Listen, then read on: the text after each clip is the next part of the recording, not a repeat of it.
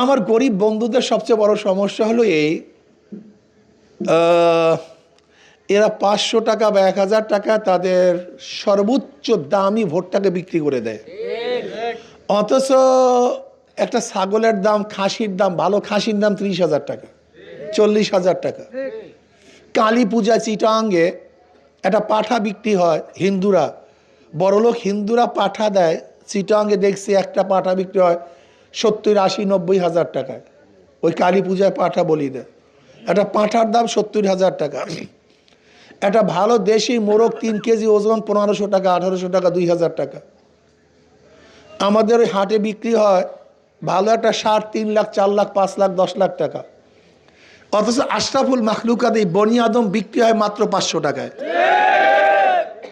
এই আশরাফুল মাখলুকাত বনি আদম, সবচেয়ে দামি, সবচেয়ে সম্মানিত, এরা বিক্রি হয় মাত্র 500 টাকায়। জানোয়ার বিক্রি হয় কিন্তু মানুষ বিক্রি হতে পারে না। তুমি এই 500 টাকায় বিক্রি হয়ে ক্ষতিটা কি করছো আমাকে বলো, কি ক্ষতিটা করছো? এই তুমি 500 টাকায় 1000 টাকা বিক্রি হয়ে 28 লক্ষ কোটি টাকা বিদেশে পাচার করছো। তুমি এই 500 টাকায় বিক্রি করে তোমার ভোটটাকে কি করছো? দেশটাকে দুর্নীতিতে 5 বার গোটা বিশ্বের মধ্যে চ্যাম্পিয়ন করছো। তুমি 500 টাকায়, 1000 টাকায়, 200 টাকায় বিক্রি হয়ে কাজটা কি করছো? বরাদ্দ হয় 100 টাকা, গ্রামে পৌঁছে 10 টাকা আর 90 টাকা পথের মধ্যে চুরি করছো। তুমি এই 500 টাকায় ভোট বিক্রি করে কি করছো? তুমি দেখেছো প্রাক্তন প্রেসিডেন্ট হামিদুর রহমান সাহেব বলেছেন, প্রতি বছর বাংলাদেশে যেই পরিমাণের দুর্নীতি হয় তা দিয়ে প্রতি বছর 2টা পদ্মা ব্রিজ করা যায়। কয়টা? 2টা। এক বছরে শুধু দুর্নীতি টাকা দিয়া প্রতি বছর 2টা পদ্মা সেতু করা যায়। এই দুর্নীতি তুমি করছো। তুমি এই 500 টাকায় ভোট বিক্রি করে কি করছো? হাজারো মানুষের, হাজারো মায়ের বুক খালি করেছো, হাজারো মেয়েদেরকে বিধবা করেছো। তুমি 500 টাকায় ভোট বিক্রি করে কি করেছো? হাজারো সন্তানদেরকে এতিম করেছো। তুমি এই 500 টাকায় ভোট বিক্রি করে কি করেছো? হাজারো মানুষ ঘুমাবে শান্তিতে বাড়িতে, সেই থাকতে দাও নাই তুমি। ওরা কেসে উঠছে, মিথ্যা কেসে, ওরা পালায়া গেছে, হাত ভেঙে ফেলছে, পাও ভেঙে ফেলছে, কাউকে হত্যা করছে, কাউর চোখ তুলে দিছে, কাউকে আয়না ঘরে রাখা হয়েছে। এই তোমার 500 টাকার ভোট বিক্রিতে এই কাজগুলো হয়েছে। তুমি কি করছো 500 টাকায় ভোট বিক্রি করে? তুমি যেই সদরুদ্দি ওই সদরুদ্দি, তুমি যেই কলিমুদ্দি তুমি সেই কলিমুদ্দি, কিন্তু যাদেরকে 500 টাকায় ভোট বিক্রি করছো তার আঙ্গুল ফুলে কলা গাছ হয়েছে। এই কাজটা তুমি করেছো, এই ক্ষতি তুমি করেছো। তুমি জানোই না তোমার ভোটের দামটা কি, তুমি কি নিয়ে হাঁটতেছো তোমার জানা নেই। এই একটা ভোট কত দামি, কত গুরুত্বপূর্ণ, এই ভোটটা কি তুমি জানোই না, তুমি জানোই না। তুমি কি করেছো? তোমার 500 টাকার ভোট বিক্রি করে মদের আইন পাশ করছো। তুমি 500 টাকায় ভোট বিক্রি করে জেনার আইন পাশ করছো। তুমি 500 টাকায় ভোট বিক্রি করে কোরআনের খেলাফ আইন পাশ করছো, ইসলামের খেলাফ আইন পাশ তুমি করছো। এই তোমার ভোট বিক্রিতে এই কাজগুলো হয়েছে। তুমি ভেবেছো কি তুমি দেশটাকে বিক্রি করে দিয়েছো? তুমি পার্শ্ববর্তী কান্ট্রির কাছে দেশটাকে বিক্রি করে দিয়েছো তুমি 500 টাকা ভোট বিক্রি করে। একজন এমপি কি, একজন এমপির দায়িত্বটা কি তুমি জানো? একজন এমপির দায়িত্বটা কি? একজন এমপির দায়িত্ব শুধু রাস্তাঘাট করা না। একজন এমপির মূল দায়িত্ব হলো আগামী দেশটা কোন নীতিতে, কোন আদর্শে চলবে এই আইন প্রণয়ন করা। আগামী দেশে চুরি হবে কি হবে না, ডাকাতি হবে কি হবে না, লুটপাট হবে কি হবে না, ইসলামের খেলাফ আইন হবে কি হবে না, মানুষ নির্যাতিত হবে কি হবে না, এই ডিসাইড যেখানে করা হয় তাদের কাজ হলো মেম্বার অফ পার্লামেন্ট, এই পার্লামেন্টের সদস্য।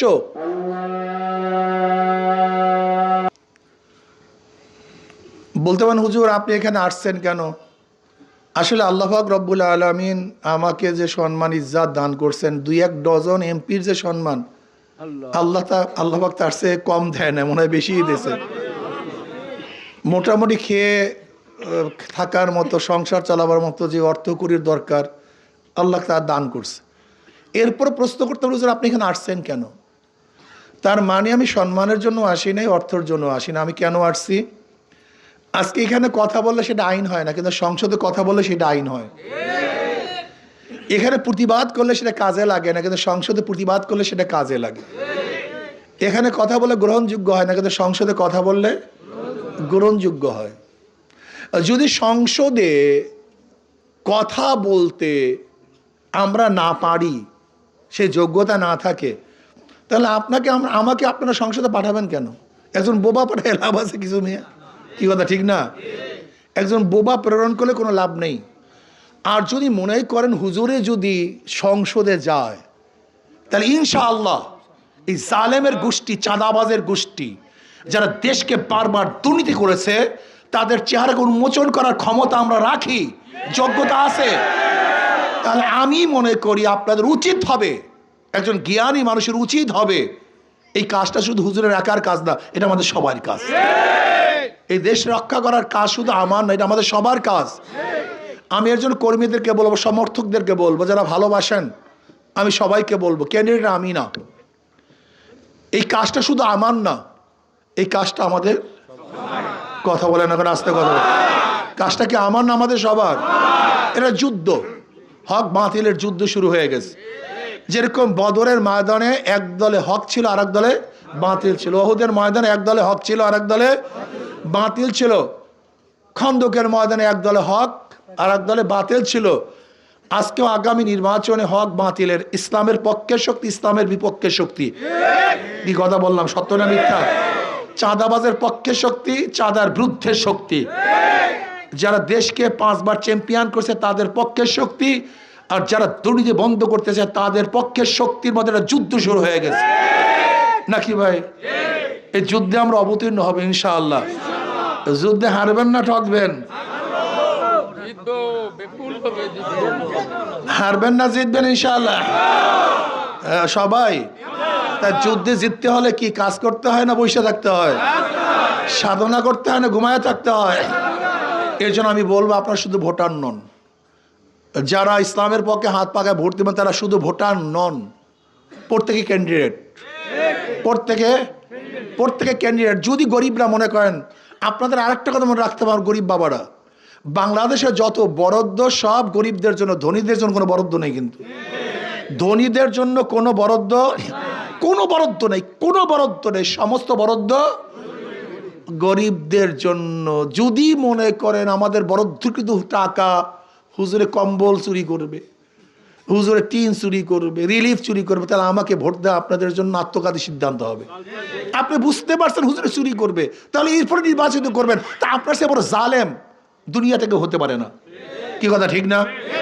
আর যদি মনে করেন না হুজুর সংরক্ষণ করবে, আমাদের মাল আমাদের কাছে ফিরিয়ে দিবে, তাহলে আপনার গরজেই কাজ করা উচিত, আমার গরজে না।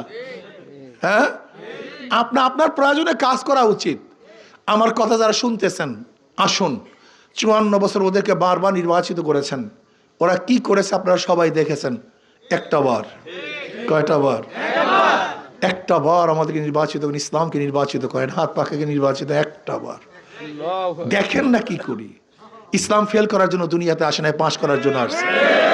আমি হিন্দু ভাইদেরকে বলবো, ওদেরকে জীবনবার ভোট দিয়েছেন আপন মনে করে, আপনাদের সাথে কি ব্যবহার করেছে আপনারা দেখেছেন। এবার ধরে নেন আমাদেরকে একটা সন্দেহমূলক ভোট দেন, দেখি না হুজুররা কি করে। একটা বার দেখুন, ফেল খাবেন না, চেহারা মলিন হবে না, আপনাদের হাসি বন্ধ হবে না, বরং হাসি আস্তে আস্তে বাড়তে থাকবে ইনশাআল্লাহ। আশা করি ইনশাআল্লাহ হিন্দুরা বুঝবে যে আসলে এতদিন ভুল বুঝছি, এখন সঠিক কাজটাই করেছি ইনশাআল্লাহ, বিশ্বাস করি। ইনশাআল্লাহ আগামী নির্বাচনে গারুরিয়ার থেকে সর্বোচ্চ ভোট হাত পাখায় পেতে চাই ইনশাআল্লাহ। কি রাজি আছেন সবাই ইনশাআল্লাহ? হাতটা কি তুলে দেখাইবেন না সবাইকে? আল্লাহ বলেন না, নারায় তাকবীর। দুই হাত তুলি, দুই হাত তুলে ইনশাআল্লাহ। আলহামদুলিল্লাহ। বসেই নয় সমাপ্ত কর্মমোদের অবকাশ